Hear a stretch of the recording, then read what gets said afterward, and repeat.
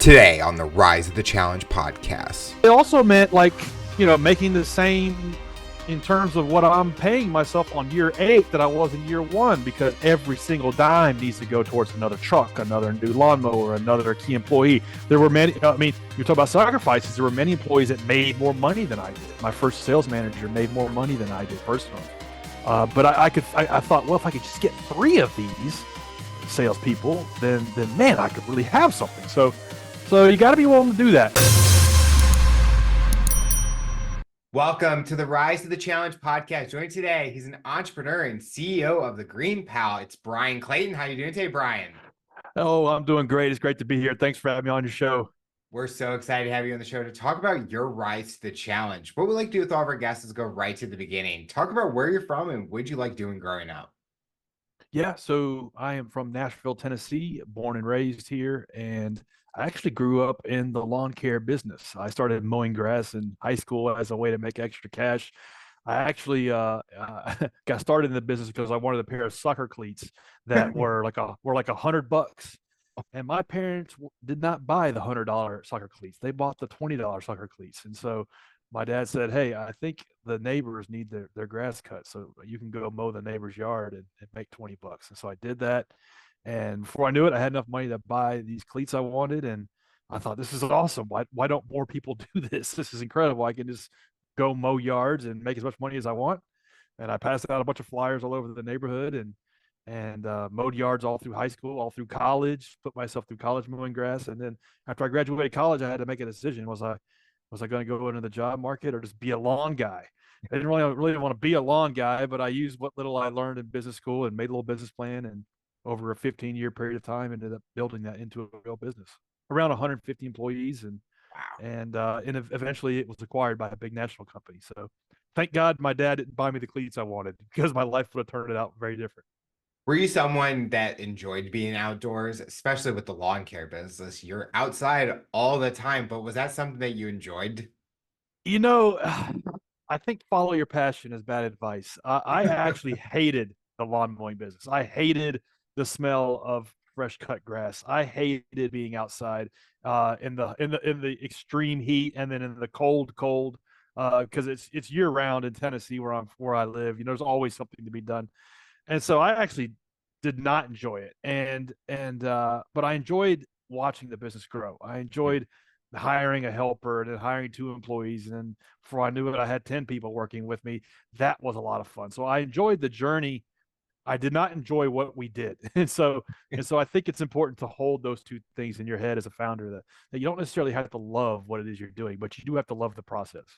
With having a job during high school is that kind of that phase where kids are learning exactly what their future wants to be. Did the job take away from the personal life that you had? Were you able Yeah. to kind of mix the both, or it completely took you away? Oh man, it's a really good question. It was really hard because I would go to school all day, and then right after school I would mow grass till dark, and I would do that on Saturday and Sunday. But I don't know. I wanted to buy like a bigger truck, and I wanted to buy a bigger lawnmower. So for me, the business was almost like a video game, kind of. I wanted to level up with these like new tools and new power ups, I guess you could say, new equipment that could make me more money with less time. And so it really kind of took on a life of its own for me, and I really kind of poured myself into it. But yeah, relationships did suffer, friendships did suffer. My college experience was not like what my friends were experiencing. They were all in fraternities and partying and living it up, and I was going to school at night. I would go to school at like from 6 o'clock at night till 10 o'clock at night, and I would show up at night class with like grass clippings all over me, smelling like gasoline and stuff. My classmates probably hated me, but that was my college experience. But I knew it would pay off eventually. I knew that it would have one day, that I'd be glad that I made those sacrifices, and it did pay off. When I was 25, I think I had 50 people working with me, and so it was that groundwork that I laid in high school and in college was how I was able to kind of start on second or third base. I feel like your parents did the right thing, where it's like you had to earn those cleats, Right. because it's like in life, if you want that grand toy or that big house or that dream vacation. It's not like it's going to come from a switch unless you win the lottery, but you have to work towards that. And starting off at young age kind of could help you and help anyone as they get older to, hey, I got to work hard to get where I want, or the dream job that I want, or the dream passion I want. So I love that because I feel like I went that same route where I had to earn it. And I loved that drive to go after it to get to what I wanted. Exactly. And that's where fulfillment and happiness comes from. If you're just handed something, you're not fulfilled by it, and No. you're happy maybe for a day or a week, but if you make the sacrifices and you grow and you suffer and you overcome challenges, and that's where self-confidence comes from, and that's where pride comes from, and that's where like experience and wisdom comes from. So it really is, there's no way to shortcut these things. There's no way to like to short circuit all of that. You have to go through those experiences and learn them the hard way, and then that's what gives you fulfillment, gives you confidence, and gives you that reward, that dopamine of accomplishing something. So yeah, thank God that they had the mindset to do that with raising me. And I don't have kids, but when I do one day, I think I would like to do that, do the same way, raise them the same way. During the college time, did you ever have that moment of quitting? Like putting a stop to the business for a while. So I'm not going to night classes. I can kind of enjoy my life. Or that was never a thought that came across your mind. Yeah, it did a lot. So a couple things. I was worried that I was wasting an opportunity on this lawn care business that was not glamorous, that was not something that necessarily made my family proud, or that I could brag to my friends about. It was the most non-glamorous thing you could do, and I was going to college on top of all that. So it's like these two things just didn't make sense. It's like, why are you going to college if you're just going to mow yards? But I saw it as my lane to business ownership, and I thought, I can build a big business in this industry. And eventually, fast forward 10 years later, the business was doing $10 million a year in revenue. So eventually it became a big business. And I saw that that was possible. I saw that there were bigger companies in Nashville that were operating at that scale. And I knew that I could kind of outcompete in certain things and just out hustle them, outserve my customers better than they were. And so I saw that if I could just take a long view, a 5 or 10 year view, and just hold myself accountable to achieve certain things at certain milestones, that it would be worth it. And so, but I did think about giving it up several times, especially in those early years, because there's a big gap in that type of business where year 1 to year 6, you as the founder are kind of making the same money because you're pouring every dime back into the business to grow it. So you kind of have this chasm where a guy that may have 20 employees, the founder, the owner of the business, makes less money than the guy with 2 employees, because you are laying the foundation for a scalable business. And so it takes a lot of faith. And it was during that time, that 5 years, that I think about quitting quite a bit with that business, and in my current business, GreenPal, same thing. And so you kind of have to have like the long view. What does 10 years from today look like? And it's not give up, because too many people give up too quickly, I think. What would have been the job path that you had gone if you didn't do the lawn mowing business? What was that dream job Man, for you? really good question. Who knows? I don't know that anybody would have ever hired me to do anything of consequence. Maybe I would have been in management or something like that. I'm not a very good individual contributor, so I probably wouldn't have lasted very long in that kind of role. Maybe I would have been a manager in manufacturing or something like that.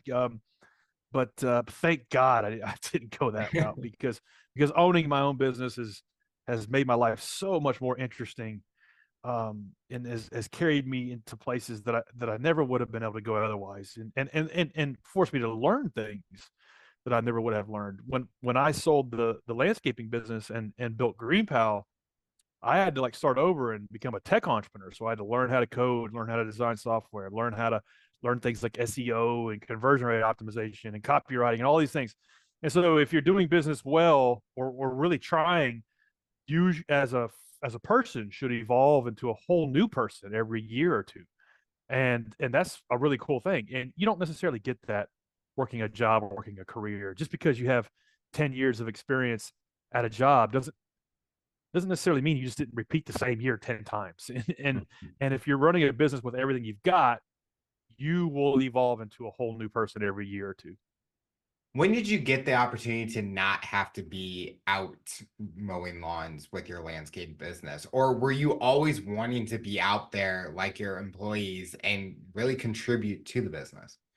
Um, so no, that was my first goal was if I can just get to a point where I'm running 3 or 4 of these crews that I'm running. Basically, that's how it started off. Me and 2 helpers. So basically, a group of us, a crew of us, and we would go around and go to property, and then as time went on, I would have like 3 helpers and then me driving, and then I would be doing sales calls like in the truck, like watching them cut grass while I'm cold calling businesses to sell them on my services. And then I took the leap of faith and hired a guy to manage that crew, and then I ran another crew, then did that again, so it's now it's 3, and then did that again, now there's 4.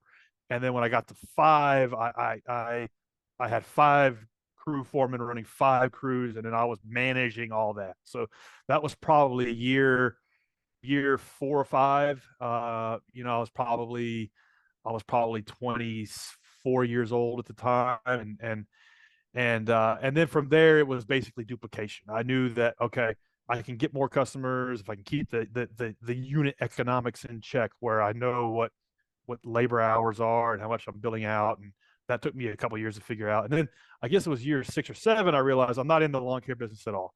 I'm actually in the sales business. I'm in the business of connecting the value proposition of what my business does with people who need it, and offering solutions that my competitors weren't.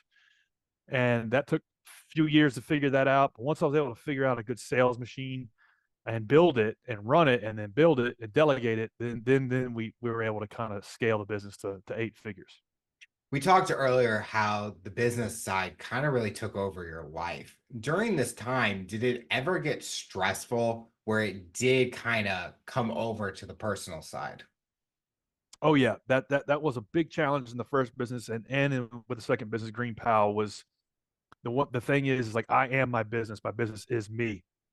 And so everything from personal finances to my personal mood to my overall just attitude and level of enthusiasm, it's really hard to separate that when you're first starting out and when you're really passionate about what you're doing. I think if you're founding a new business and if you're really all in, you should be thinking about it in the shower. You should when your head hits the pillow, you should be thinking about it, because a lot of times that's when you get your best ideas. But and so that's always been 23 years of entrepreneurship. That's always been the case for me, that I am my business. My business is me. And I really don't know of any way to delineate the two. And I think that's kind of what it takes to get from 0 to 1. It's your personal finances are the business's finances, and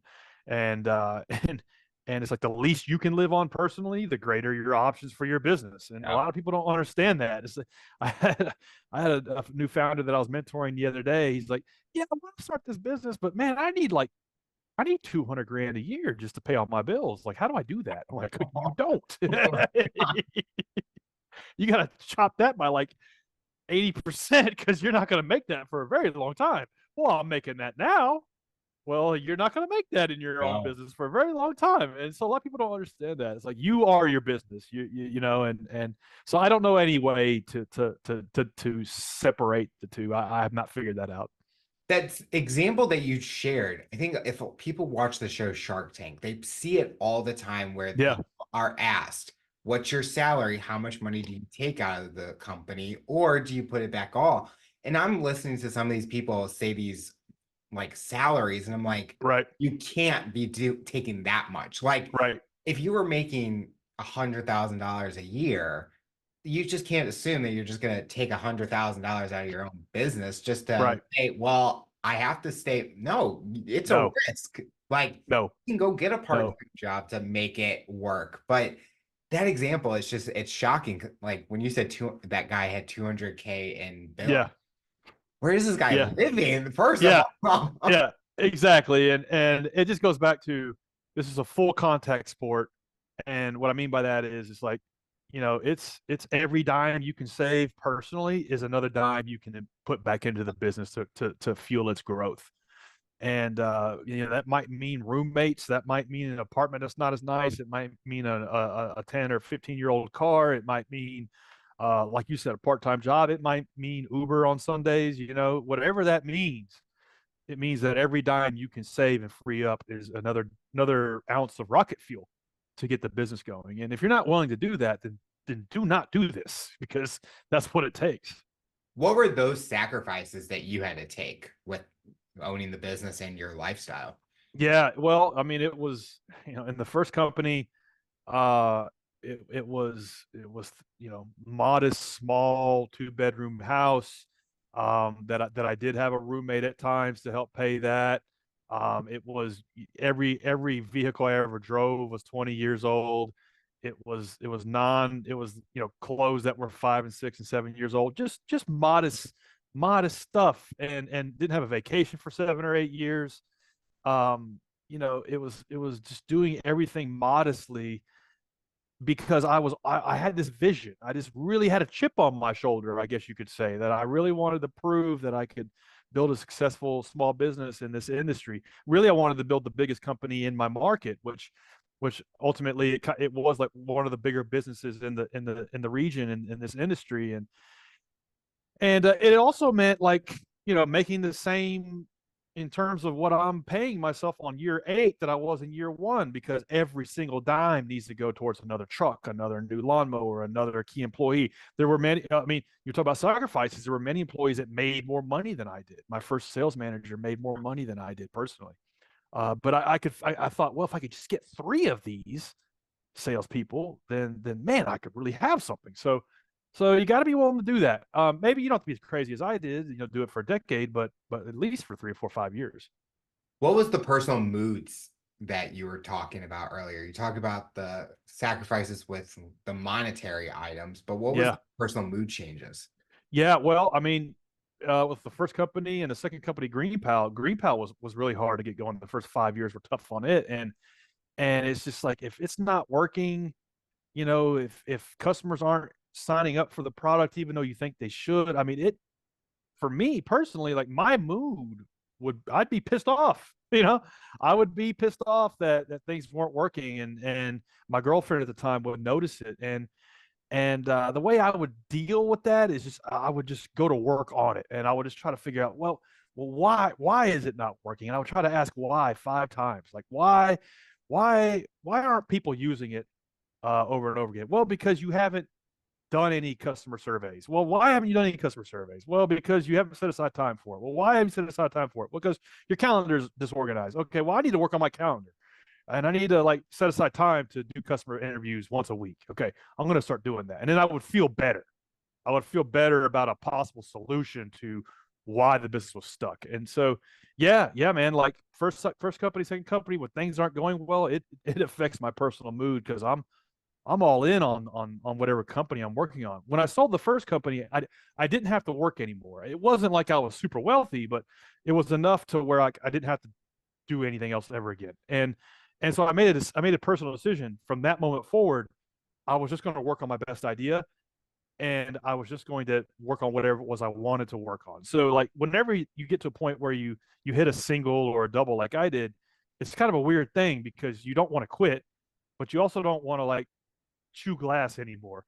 and and so when I started GreenPal, I was like, okay, this is your only good idea, and you're just going to work on it, as hard as you can, and then that's like the default. Even if it's not working, you're still going to keep working on it. And so the only way I would, like, treat these, like, mood swings would be to find solutions to why the business was stuck, and then work on those. That would be like therapeutic in a way, in a weird way. What was the biggest thing you've learned from the first business that you're incorporating into the second business, GreenPal? Yeah, well, so several things. Tactically speaking, I knew the landscaping business inside and out. So GreenPal is the Uber for lawn care. So I was able to start on first base almost because I knew all the ways that the landscaping industry was inefficient and how an app that worked like Uber works, but could be applied to the lawn care industry. And so that was a very tactical thing. And I've heard it described as like specific knowledge, which is like, okay, what all of your life's experiences that only really you know, combined with some skills that you have, enable you to compete in a way that nobody else can compete with you. And for me, that was combining technology with everything I knew about how a landscaping business worked, Hmm. and that was specific knowledge for me. And so that was kind of a lot of the knowledge I was able to experience was able to plow into the second business from the first one. And then things like around just business 101, things around hiring. I screwed up so many hires in the first company, thinking that I could motivate unmotivated people or that I could change people. And I was able to limit, like sidestep a lot of those mistakes again on the second company because I knew exactly what I was looking for in terms of who I wanted to bring on to the team. And I knew when I made a bad hire to really quickly fix that and like to hire fast or hire slow and fire fast. And so those were mistakes I made in the first company that I was able to avoid in the second business. As you've been on this journey talking about your professional journey, let's dive deep into the personal journey. What are the main goals do you have that's not specific to the job, but personally for you? Yeah, I think you know it's a weird thing in life, if whether it's fitness or relationships or business. If you aren't, one of my favorite quotes is George Patton said, "If you're not gaining ground, you're losing ground." And it's a weird thing. It's like you would think you could just be happy with where you're at and not have to work anymore and just chill and enjoy everything. And that's fun for like a week, but you really do have to be investing in whatever it is. And the same thing goes with fitness. I'm 43 years old, and over the last 3 4 years I have learned that if you don't use it, you lose it. and Mhm. so and so I'm really conscious about getting my butt out of bed every morning and doing at least an hour of a high intensity workout, because I've learned the hard way that if you don't use it, you lose it, and if you're not gaining ground, you're losing ground. And so these things, apply to my business life, my personal life, my relationships. It's like you have to continually be pushing forward and investing in these things, or else you lose them and you go backwards. Do you have like a goal with the fitness aspect that you're wanting to accomplish? Yeah, well, it's so funny. I always have to have some kind of goal, um, whether it be a little half marathon. I ran a couple marathons. I don't want to do any more. Or I like to train in some MMA stuff just as a hobby. But my goal now is I at the end of the year I am hiking Mount Kilimanjaro, and so Wow. I watched this YouTube video on this dude who, like, it's like a 7 day trek, and like this dude who got damn near 80% the way there and had to turn around and come back. Oh, And that haunts me. So I don't want to be that dude. So I'm trying to get in good shape cardiovascularly to be able to do that. have you done any previous hiking trails or hikings to Uh, kind of work your way up to that? yeah, I've done some stuff. I've done a lot of hiking in Norway, and I actually climbed a mountain in Mexico called Pico de Orizaba, but I did that on accident. I didn't know it was going to be that tall. Like I speak Spanish, but I didn't quite understand the description of what I was signing up for. And then I got there, and he's like, "So how long have you been mountaineering?" And I'm like, "I've never climbed a mountain." He goes, "Are you crazy? Like, we're climbing a mountain. We're climbing the highest mountain in Mexico." So begrudgingly, I climbed that one. So I've done some, but I'm not like one of these crazy like extreme sports kind of guys. But I think I've done enough just to kind of like know how much it sucks. So I think I can do it if I properly train, but it's a hell of a goal. I would always be curious if someone's like, yeah, I'm just gonna go climb Mount Kilimanjaro and with no training, no training. They'd be like, Yeah, you'll be back down in like 30 minutes. Man, some people will surprise you, but I'm not one of them. It's going to take a lot of prep for me. A big thing you mentioned just recently is the different places you visited. Has entrepreneurship given you that opportunity to travel and kind of experience then maybe someone who doesn't get that opportunity working like a 9 to 5? And there are people out there that do travel with a 9 to 5, but you kind of get that freedom with the schedule that you are going on. Yeah, absolutely. So the first business was a very traditional blue collar business, and I had to be there. I couldn't go away longer than 2 or 3 days. If I did, there would just be major problems. So I wasn't able to do a whole lot of traveling the first 15 years until I built that business up to 8 figures and then sold it. And then after that, I could kind of do whatever I wanted. But I made a decision. I really wanted to get this app going. I really wanted to get GreenPal going because I wanted to build something that could touch the mass market. And I thought that would take 3 years. Mhm. And I woke up and it was year 8, Oh, and we were like kind of where I thought we would be in year 2. wow. And I was like, man, this is taking a lot longer than I thought. But at least at the time, the business was profitable. My co-founders and I were able to pay ourselves a salary. We had a good team of like 30 or 40 people, and it was like the first time in 16 or 17 years, or no, heck, almost 20 years, that I could travel. And sadly, my neighbor that lived next door to me in the building I live in Nashville, was a super healthy dude, and I watched him get brain cancer, and he died like 7 months later.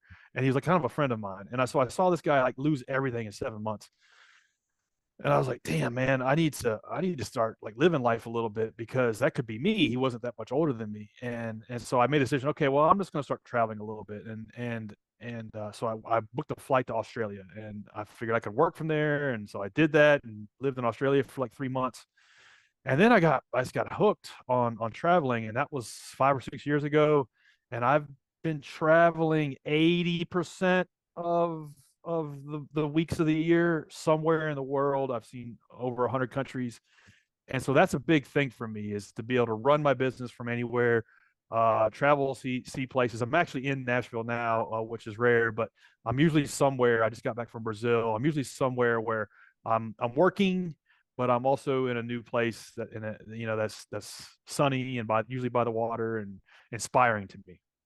Out of all the places you have been to, is there one that sticks out as memorable? I tell you, well, first, Norway is a beautiful country to visit during the summertime. During the wintertime, it's a little too cold for me. So that's probably one of my favorite places. Iceland also. I think Mexico gets slept on. People think Mexico is Cancun and Cabo, and it's so much more. There's so much cool stuff in the interior of that country. Brazil is amazing. I just spent 3 months down there. The coastline in Brazil is one of the most beautiful places in the world.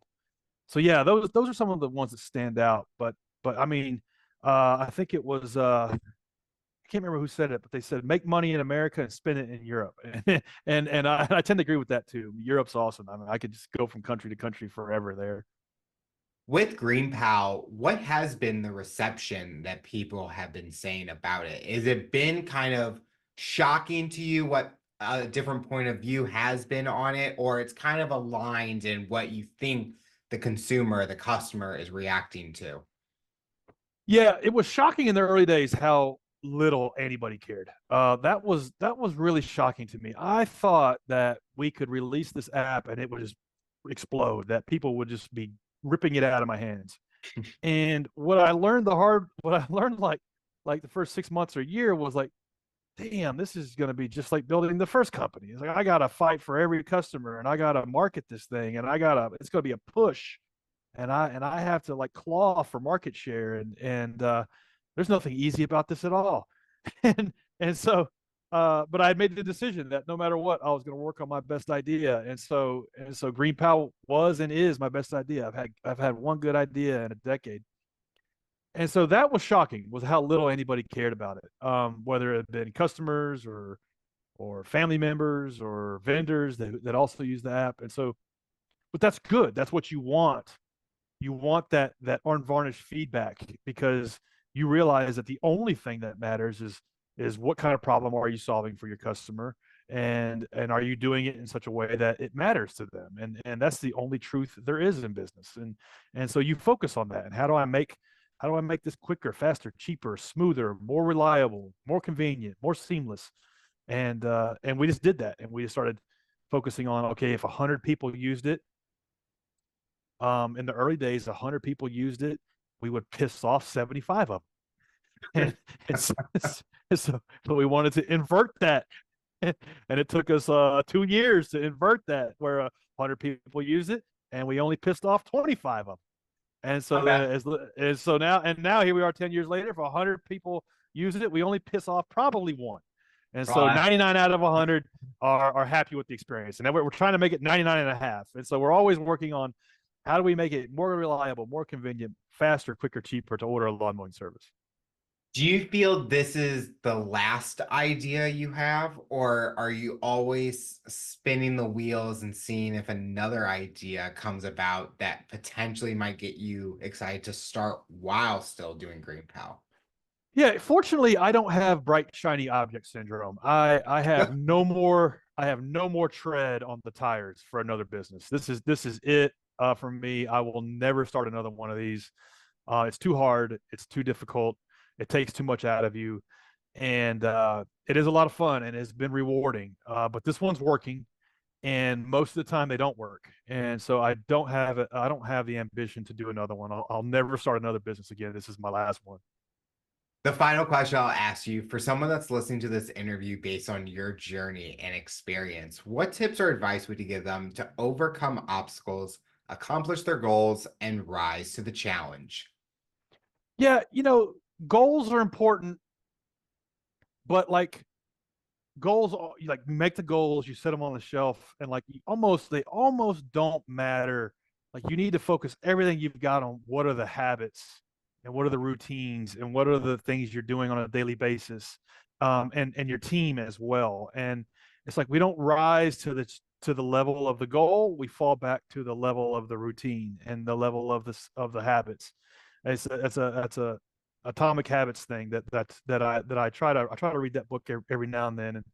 And it's so true. It's like, we don't achieve our goals. We only set out our habits, and then that's how we get there. And I think any entrepreneur that is like, has this big audacious goal, it's like, break that down into a set of really small attainable goals, and just work like your life depends on it from one to the next. And so for me, GreenPal has 300,000 people using the app and millions of transactions per year. But our first goal was 100 people to use the damn thing. 100. That was it. And we worked like our life depended on it to get that 100. It took 2 years to get 100 people to use it in a week. And when we got that 100, we celebrated it like it was a million, because I knew that if I could just get 100 to use it, I could get 2 and 5 and then 1,000 eventually one day, and then eventually it'd be 5,000 and 10,000 and so on. So I think it's like, have the big goal, but then dial it back to some very small goals that that when compounding finally takes place, you'll get there, and then celebrate those small goals when you knock them down like they're big ones. Bryan, I want to thank you so much for coming on the show to talk about your rise to the challenge. You're inspiring so many people, and we are excited to see what the future looks like for you.